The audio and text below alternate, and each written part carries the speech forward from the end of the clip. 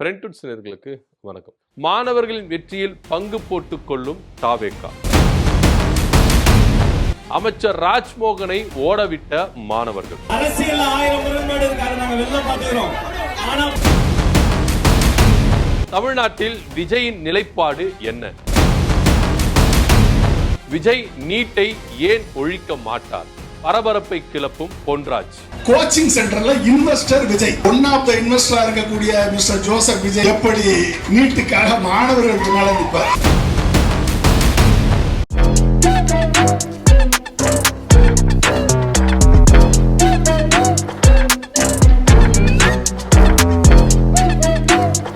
சமீபத்தில் மாணவர்கள் போராட்டம் வெற்றி அடைஞ்சது. சிஜேபி கட்சியினரும் மாணவர் அமைப்பினரும் சேர்ந்து என்ன பண்ணாங்கன்னா, நீட்டில் இந்த விவகாரம், அதாவது வினாத்தாள் கசிவு விவகாரம், இதெல்லாம் பொறுப்பேற்றுக்கிட்டு அமைச்சர் தர்மேந்திர பிரதான் அவர்கள் பதவி விலக வேண்டும் அப்படின்னு சொல்லிட்டு ஒரு பெரிதான கோரிக்கையை முன்வைத்து பல இடங்களில் போராட்டங்கள் நடத்தினாங்க. டெல்லியில் போராட்டங்கள் நடத்தினாங்க. இதனுடைய நீட்சியாக சென்னை சிபிஐ அலுவலகம் பாலநிலம் இருக்குல்ல, அந்த இடத்துல சிஜேபி கட்சியினரும் பல மாணவர் அமைப்பினரும் என்ன பண்ணாங்கன்னா போராட்டத்தில் இறங்கினாங்க. இந்த போராட்டம் பயங்கரமான ஒரு வலிமை பெற்றது அப்படின்னு சொல்லணும்.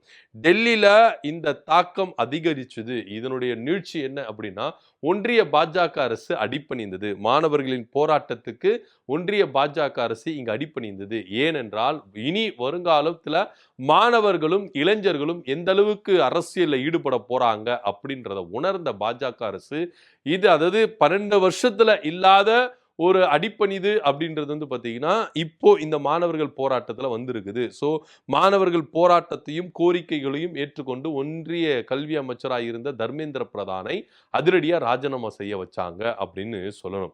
ஆனால் இது பயங்கரமான ஒரு வெற்றி அப்படின்னு சொன்னால் ஆம், இது பயங்கரமான ஒரு வெற்றி தான், அதில் எந்த வித மாற்று கருத்தும் இல்லை. ஆனால் இது நீங்கள் தமிழ்நாடை பொறுத்த வரைக்கும் எடுத்துக்கொண்டீங்கன்னா இது ஒரு வெற்றியா அப்படின்னா வெற்றியின் ஒரு பாகம் அப்படின்னு சொல்லலாமே கண்டி, முழுமையான வெற்றி கிடையாது அப்படின்றது திட்டவட்டமா இருக்கு. ஏன் அப்படின்னா, இன்னைக்கு இந்தியாவில் இருக்கிற எல்லா மாநிலங்களும் நீட் வினாத்தாள் கசிவு அப்படின்ற ஒரு விஷயம் வந்ததுனாலதான் இன்னைக்கு டெல்லியில வட மாநிலங்கள்ல பயங்கரமான ஒரு பதற்றத்தை உண்டானதை இங்க பார்த்தோம். ஆனா ஆரம்பத்துல இருந்து இங்க நீட்டை கொண்டு வந்தாங்கல்ல, அதுல இருந்து டில் டேட் இன்னிய டேட் வரைக்கும் நீட்டு வேண்டவே வேண்டாம் அப்படின்னு ஒற்றை காலில நிற்கிற மாநிலம் அது தமிழ்நாடு மாநிலம். இந்த கோரிக்கையை வலுப்படுத்தினது திமுக அப்படின்றதுலையும் எந்தவித மாற்று கருத்தும் இல்லை. ஏன்னா இன்னைக்கு நீங்க என்ன பண்றீங்க, ஒன்றிய கல்வித்துறை அமைச்சரை நீங்க மாத்திட்டீங்க.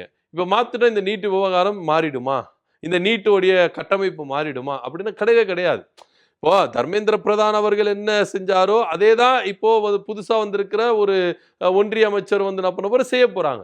ஆனா இதுக்கு தீர்வு என்ன அப்படின்ற ஒரு தான் பார்க்க வேண்டிய ஒரு விஷயமா இருக்கு. இப்ப இந்த நீட்டு வினாத்தாள் கசிவு அடுத்த இதுல வராம இருக்க போதா, இல்ல இந்த கட்டமைப்புகள் மாறாம இருக்க போதா? கிடையவே கிடையாது. ஸோ அப்போ இதுக்கு ஒரு முழுமையான சொல்யூஷன் என்ன, முழுமையான வெற்றி என்ன அப்படின்னு பார்த்தீங்கன்னா, நீட்டை என்ன பண்ணணும், முழுசா நீக்கணும். ஸோ இந்த நீட்டை முழுசா நீக்கினா தான் இங்க மாணவர்கள் அந்த டாக்டர்ஸ் அப்படின்ற ஒரு எட்டாக்கனியை ஈஸியா பறித்து கொள்ள முடியும் அப்படின்றதுல இங்க திட்டவட்டமா தமிழ்நாடு ரொம்ப உறுதியா இருக்கு.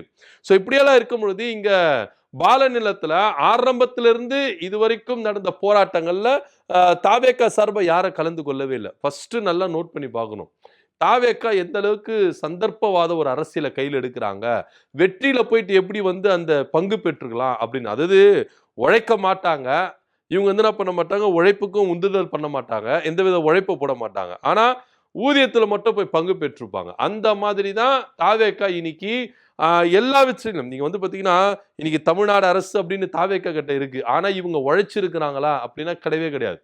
மக்களுக்காக நின்று இருக்கிறாங்களா? கிடையவே கிடையாது. பாஜக எதிர்த்து இருக்கிறாங்களா? கிடையவே கிடையாது. இனி தமிழ்நாட்டு உரிமைகளுக்காகவோ தமிழர்களுக்காகவோ கூட இருந்து எல்லா விஷயத்திலும் போராட்டங்களையோ இல்ல கண்டன ஆர்ப்பாட்டங்களையோ எத்தனை வழக்குகளை இவங்க சந்திச்சிருக்காங்கன்னா கிடையவே கிடையாது. ஆனா ஏதோ ஒரு அதிர்ஷ்டத்துல இவங்க ஆட்சிக்கு வந்துட்டாங்க. இப்ப ஆட்சி இவங்க கிட்ட இருக்கு. சோ இது மாதிரி தான் தொடர்ச்சியா தாவேகா என்ன பண்றாங்கன்னா, இந்த மாதிரி உழைக்க மாட்டாங்க, உழைப்பை போட மாட்டாங்க, உழைக்கிறவங்களுக்கும் இவங்க என்ன பண்ண மாட்டாங்க, ஒரு உந்துதலை தர மாட்டாங்க. ஆனா வெற்றி அடைந்த பிறகு என்ன பண்ணுவாங்க, போய் எப்படி பங்கு பெற்றுக்கலாம், எப்படி அவங்க கிட்ட இருந்து அந்த பங்கு நம்ம எடுத்துக்கலாம் அப்படின்ற ஒரு விஷயத்துல தாவேகா ரொம்ப நுணுக்கமா இருக்கிறாங்க அப்படின்றதுல எந்தவித மாற்று கருத்தும் இல்லை. அதனுடைய நீட்சி தான் பாலநிலத்துல அமைச்சர் ராஜ்மோகன் அவர்கள் போறாரு. டெல்லியில தர்மேந்திர பிரதான் ராஜினாமா செய்யறாரு. இங்க தமிழ்நாட்டுல பாலநிலத்துல ராஜ்மோகன் போயிட்டு அந்த மாணவர் போராட்டத்துல போய் பங்கு பெற்றாரு. அங்க போயிட்டு வீரவசனம் பேசுறாரு. நேற்றைய வரைக்கும் போகல. தர்மேந்திர பிரதான் பதவி விலக போறாதுக்கு முன்னாடி கூட அவர் போகவே இல்லை. தர்மேந்திர பிரதான் பதவி விலகியாச்சு, மாணவர் போராட்டம் வெற்றி அடைஞ்சாச்சு அப்படின்ற செய்தி கேட்ட அடுத்த செகண்ட் என்ன பண்றாரு, ராஜ்மோகன் பாலன் இல்லத்துக்கு போயிட்டு என்ன பண்றாரு, மாணவர்களுக்கு ஆதரவு தராரு. ஏன் அதுக்கு முன்னாடி போல? ஏன் அதுக்கு முன்னாடி நாள் நீங்க வந்து மாணவர்களை ஒடுக்குனீங்க, அரெஸ்ட் பண்ணீங்க? பல கேள்விகள் இருக்கு. இதுக்கெல்லாம் பதில் இல்லை. சோ இவங்க என்ன சொல்றாங்க அப்படின்னு பாத்தீங்கன்னா, பணத்தை திருடுந்த பார்த்திருக்கேன், அதை திருடுந்த பார்த்திருக்கேன், இதுல பங்கு போட்டது பார்த்திருக்கேன், ஆனா ஒரு வெற்றியை திருடுறது இங்கதான் பாக்குறேன் அப்படின்னு சொல்லிட்டு யாரு சொல்றான்னா ராஜ்மோகனே சொல்றாரு.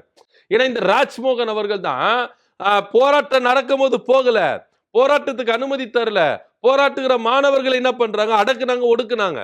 ஆனா வெற்றி அடைஞ்சிட்டாங்க அப்படின்னு நம்ம சும்மா இருக்க கூடாது, நம்ம போய் கலந்துக்கணும், அந்த வெற்றி நமக்கு ஆய்க்கணும்னு சொல்லிட்டு போயிட்டு பால நிலத்துல ஆதரவு தருவாரு ராஜ்மோகன் அவர்கள்.